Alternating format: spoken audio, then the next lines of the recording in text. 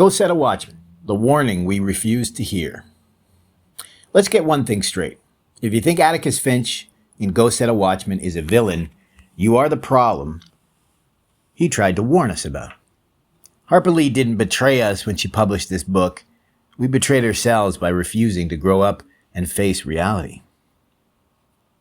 Atticus wasn't some secret racist hiding behind a smile. He was the only one brave enough to tell the truth you still don't want to hear. You cannot create real equality by waving a magic wand. You cannot legislate dignity, character, knowledge, or readiness.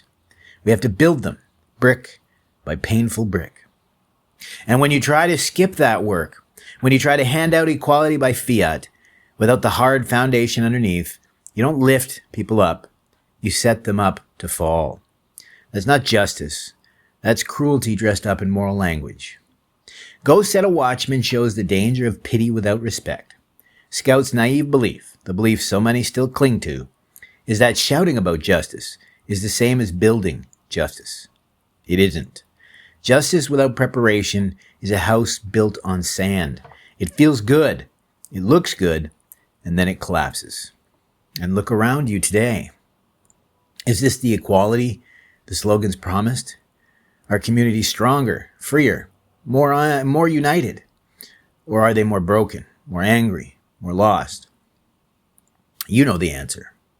You just don't want to say it out loud. Atticus knew real love doesn't mean lying. Real love demands that we tell hard truths, that we expect the best from people, not that we treat them like victims who can never rise. He believed fiercely that Black Americans could and should rise, not because a politician said so, not because the Supreme Court ordered it, but because they had the strength, the dignity, and the will to rise, if given real tools and real respect and real support.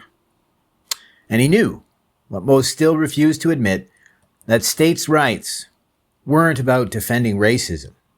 They were about protecting human dignity from federal power that doesn't care about real communities, real struggles, or real people, only about headlines and votes.